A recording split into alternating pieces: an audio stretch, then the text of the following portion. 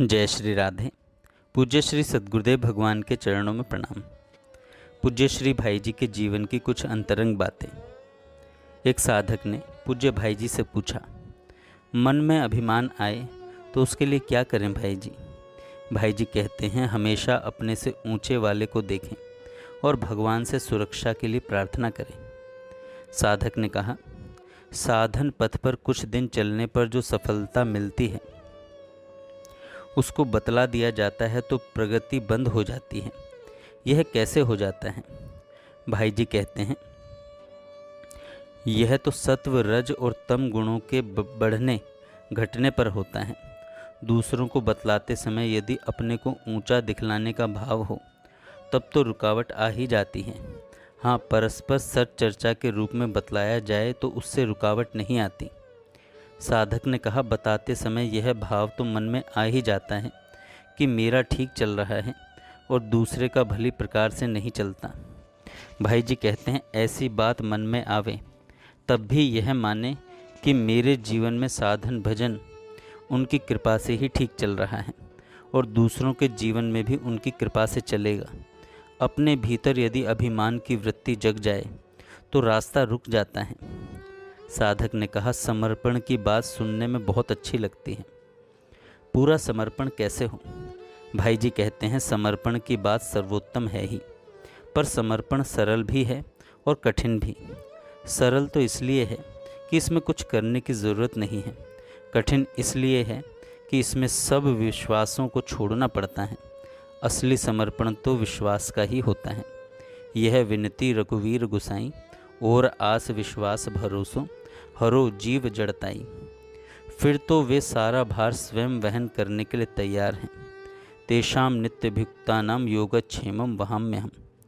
पर वे किसका भार वहन करते हैं? जो नित्य अभियुक्त रहते हैं, जो नित्य निरंतर उन्हीं से जुड़े रहते हैं। जैसे बच्चा माँ की अंगुली पकड़े रखे, फिर चाहे जैसे चले। यदि ऐसा नहीं है तब तो भगवान के आश्रय के प्रभाव में ऊपर चढ़े हुए लोग भी गिर जाते हैं। वेद स्तुति में कहा गया है कि भगवान के आश्रय से रहित ऊपर चढ़े हुए लोग भी गिरते देखे गए हैं।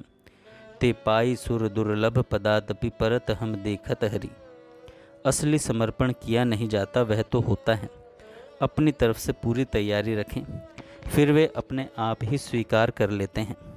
असली समर्पण की इच्छा रखनी चाहिए। वे तो जितनी इच्छा देखते हैं उतने अंश में स्वीकार करने के लिए खड़े ही हैं, परंतु ज़बरदस्ती नहीं करते। जितनी जितनी तैयारी देखते हैं उतना उतना स्वीकार कर लेते हैं। साधक ने कहा, भाई जी, समर्पण चौथाई तिहाई रूप में भी होता है क्या? भाई जी कहते हैं, पूर्ण समर्पण होने से पहले चौथाई तिहाई भी होता है। जैसे उनकी शक्ति पर विश्वास तो कर लिया, अर्थात होगा वही जो वे करेंगे, पर मन में बात आ जाती है कि ऐसा हो जाता तो अच्छा रहता। यह अधूरा समर्पण है। समर्पण में तो अलग इच्छा ही नहीं होनी चाहिए। इन सब बातों को बताते हुए श्री भाई जी की अति मंद मंद मधुर रीति से मुस्कुरा रहे थे।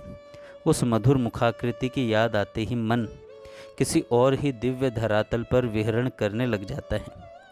साधक ने कहा, मेरे मन में तो ऐसी बात बार बार आती है कि आपके सामने रहते हुए हम अपने बारे में चिंता करें ही क्यों? भाई जी कहते हैं, देखो, एक बात ध्यान में रखनी चाहिए कि ये सब भाव भगवान के प्रति ही होना चाहिए। साधक ने कहा, हमने भगवान को तो देखा नहीं, तब कैसे विश्वास करें? भाई जी कहते हैं, साधक कहता है, हमने भगवान को तो देखा नहीं, तब कैसे विश्वास करें उन पर? हमने तो आपको देखा है और जो कुछ मिला वह आपसे मिला है, इसलिए हम तो आपको ही जानते हैं। भाई जी कहते हैं, बाबा की कही हुई बात मैं आज तुम लोगों से कह रहा हूँ।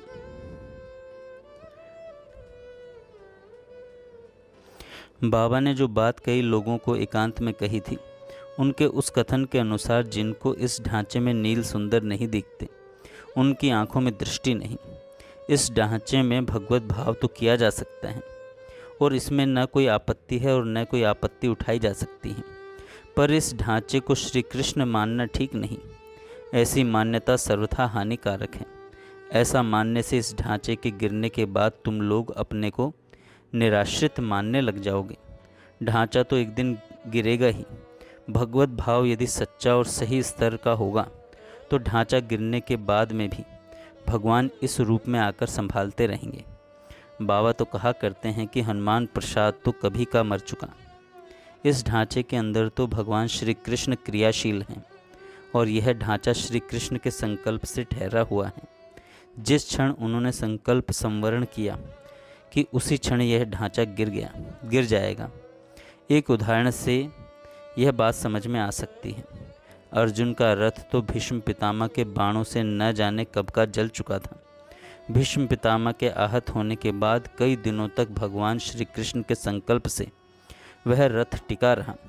युद्ध की समाप्ति के बाद शिविर में पहुंचने पर पहले अर्जुन को उतारकर जब भगवान श्री कृष्ण उतरे, उनके उतरते ही वह रथ भस्म हो गया। भगवान के संकल्प शक्ति से सब कुछ संभव है। भगवान के संकल्प शक्ति से क्रियाशील वपु और पर काया प्रवेश की प्रक्रिया से क्रियाशील वपु, इन दोनों में महान अंतर है। देखने में यही दिखलाई देता है कि ये दोनों वपु हमारी तुम्हारी तरह चलते फिरते उठते बैठते हैं, पर वस्तुतः दोनों एक नहीं। श्री आदि शंकराचार्य को एक मृत राजा के शरीर में प्रवेश करने की आवश्यकता पड़ गई थी। शास्त्रार्थ में विजय पाने के लिए गृहस्थ आश्रमी जीवन की कुछ बातों की जानकारी चाहिए थी, जो सन्यासी जीवन में संभव नहीं थी। इसके लिए उन्होंने राजा के मृत शरीर में प्रवेश किया। यह पर काया प्रवेश था और यह एक यौगिक प्रक्रिया है। यौगिक प्रक्रिया के माध्यम से पर काया प्रवेश द्वारा क्रियाशील वपु की तुलना उस वपु से नहीं की जा सकती जो भगवान की संकल्प शक्ति के कारण क्रियाशील है। पर काया प्रवेश की क्रिया तो किसी विशेष देश काल पात्र की सीमा से आबद्ध है, पूर्णतः सीमित है। पर ऐसी कोई सीमा भगवान की संकल्प शक्ति पर लागू नहीं होती। भगवान के लिए सब संभव है। किसी रूप में कभी भी और कहीं भी आना जाना उनकी संकल्प शक्ति के लिए सर्वथा सहज है। वाराणसी में श्री लक्ष्मी नारायण जी गिरते रहते थे। उनके मन में कोई पाप की वृत्ति आ गई और वे घर से रवाना हो गए। सीढ़ी से नीचे उतरने पर रास्ते में उन्हें प्रकट रूप में भाव से नहीं प्रत्यक्ष दिखलाई दिया। सीढ़ी से नीचे उतरने पर रास्ते में मैं उन्हें प्रकट रूप में भाव से नहीं प्रत्यक्ष दिखलाई दिया और फिर उन्हें वापस ले गया। उसके बाद मैं उन्हें नहीं दिखलाई दिया और वापस ऊपर जाने की घटना की जानकारी मुझे तनिक भी नहीं। उन्होंने मेरे पास एक पत्र लिखा, तब मुझे मालूम हुआ। इसी तरह से बम्बई के एक सज्जन का प्रसंग है। उन्हें भी मैं इसी तरह रात्रि में मिला, पर मुझे कुछ भी जानकारी नहीं। उन्होंने मुझे पत्र लिखा, तब मुझे ज्ञात हुआ। मैं तो यही मानता हूँ कि उनकी श्रद्धा के अनुसार उनके सामने भगवान ने प्रकट होने की लीला की। नंदगांव का भी एक प्रसंग है। जब हम लोग ऊपर गए तो वहाँ मंदिर में बाबा के गर्भगृह में विराजित श्री विग्रह के स्थान पर यह ढांचा दिखलाई दिया और जब वे मंदिर से बाहर आए तो इस ढांचे की जगह वह श्री विग्रह बाबा को दिखाई दिया। जब हम लोग ऊपर गए तो वहाँ मंदिर में बाबा को गर्भगृह में विराजित श्री विग्रह के स्थान पर यह ढांचा दिखाई दिया, मतलब भाई जी का स्वरूप दिखाई दिया नंदगांव में ठाकुर जी की जगह। और जब वे मंदिर से बाहर आए तो इस ढांचे की जगह पर श्री विग्रह बाबा को दिखाई दिया। यह बात भी बाबा के बतलाने से ही मुझे मालूम हुई। बाबा के तो इस विषय में बहुत अनुभव हैं, जिनमें से कुछ प्रसंग लिखकर उन्होंने शिव कुमार जी केडिया को दिए थे, कुछ बाबा ने लिखकर रखे थे। वह सब मैंने जला दिया। श्री विजय कृष्ण जी गोस्वामी का प्रसंग तो विशेष रूप से माननीय है। वे देहावसान के बाद भी याद करने पर अपने शिष्य श्री सतीश मुखर्जी के सामने उसी रूप में प्रकट हुए थे और उन्होंने अपने शिष्य को साधन की कई बातें बताईं। यदि विश्वास का स्तर सही बिंदु पर हो तो इस ढांचे के गिरने के बाद भी विश्वास के अनुसार इसी रूप में यह ढांचा आता रहेगा और तुम्हारे भीतर हतोत्साह नहीं आवेगा। आज श्री भाई जी के वात्सल्य का सागर बात बात में उमड़ रहा था। कलकत्ते में हम लोगों की साप्ताहिक बैठक का क्रम चला करता था, जिसमें सत्संग चर्चा हुआ करती थी। उस सत्संग चर्चा को ध्यान में रखकर एक ने कहा, पिछली बार आपने आश्वासन दिया था कि तुम लोगों की सत्संग चर्चा में मैं यहाँ से अपने भाव लिखकर भेजता रहूँगा। श्री भाई जी ने कहा, तुम लोगों को पत्र लिखने के लिए तो मुझे समय ही नहीं मिलता, तब उसके लिए मैं क्या कहूँ। मैं बड़ा विवश हूँ, पर मन से तो मैं भेजता ही रहता हूँ। तुम लोगों के लिए मैं अपनी तरफ से क्या क्या करता हूँ, यह कहने की बात थोड़े ही है। मुझे अपनी तरफ से जो करना है मैं वह करता हूँ। तुम लोगों को अपनी तरफ से जो करना है वह करते रहो। जय श्री राधे। आगे हम कल सुनेंगे।